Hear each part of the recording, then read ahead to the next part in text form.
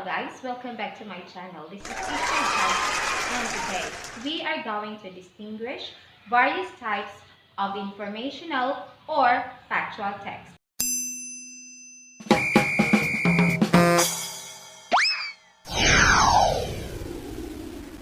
For today's lesson, let us focus on 4 informational texts.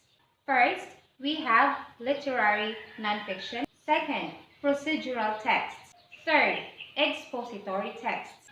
And of course, the last one, argument and persuasion texts. Now, let me read to you a passage about President Rodrigo Roa Duterte. President Rodrigo Roa Duterte was born on March 28, 1945 in Maasin, Southern Leyte of Vicente Duterte and Soledad Roa, who were both civil servants. His mother was a public school teacher while his father was a government worker. He graduated in 1968 with a Bachelor of Arts degree in Political Science at the Lyceum of the Philippines University and obtained a law degree from San Beda College of Law in 1972. He passed the bar exam that same year. He is among the longest-serving mayors in the Philippines and has been mayor of Davao City for 7 terms. On May 9, 2016, he won a landslide victory as the 16th President of the Philippines. He was officially proclaimed by a joint session of the Philippine Congress on May 30, 2016. He is the first president from Mindanao and the first local chief executive to get elected straight to the office of the president. What have you noticed after reading the selection? Yes, ang ating binasa ay tungkol sa buhay ni President Rodrigo Roa Duterte, ang ating kasalukuyang presidente sa Pilipinas. Dahil sa ating binasa ay nagkaroon tayo ng idea kung saan galing ang ating president, kung sino ang kanyang mga magulang, kailan siya ipinanganak, at ang mga mahalagang detalye ng kanyang buhay na isinasa publiko. This is what we call literary nonfiction. Literary nonfictions are texts which include shorter texts such as personal essay, speeches, opinion pieces, essays about art or literature, biographies, memoirs, journalism, and historical, scientific, technical, or economic accounts, including digital sources written for a broad audience. Paalala lang mga bata, hindi lahat ng ating nababasa at nakikita sa internet ay katotohanan. Dapat nating isaalang-alang ang pinagmulan ng ating binabasa. Ito ba ay credible source? Ito ba ay mga pinagkakatiwalaang mga references? Kung minsan, ang mga binabasa natin ay naglalaman ng mga hakbang katulad na lang nitong sumusunod. Whole year-round typhoon occurs. It is necessary to be prepared for the coming of any typhoon as predicted. First and foremost, inspect your house if it needs to be repaired or fixed.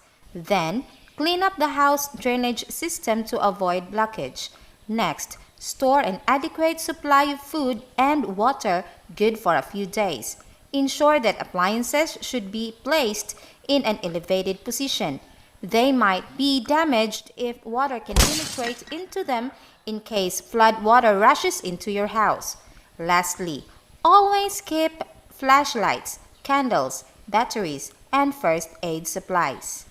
Ito ang tinatawag nating procedural text. Procedural texts are texts that provide step-by-step guidelines that describe how to complete a task. Sometimes, we read about 2 things being compared. Ito naman ang tinatawag nating expository text. Expository texts are texts that utilize various text structures such as description, cause and effect, comparison and contrast, problem and solution, question and answer, and temporal sequence. Marami ito sa showbiz.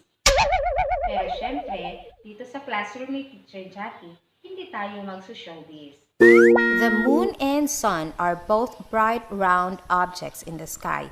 Indeed, viewed from the Earth's surface, both appear as similarly sized disks. That said, however, they are otherwise very different. The sun is a star, while the moon is a large mass of work rock and dirt.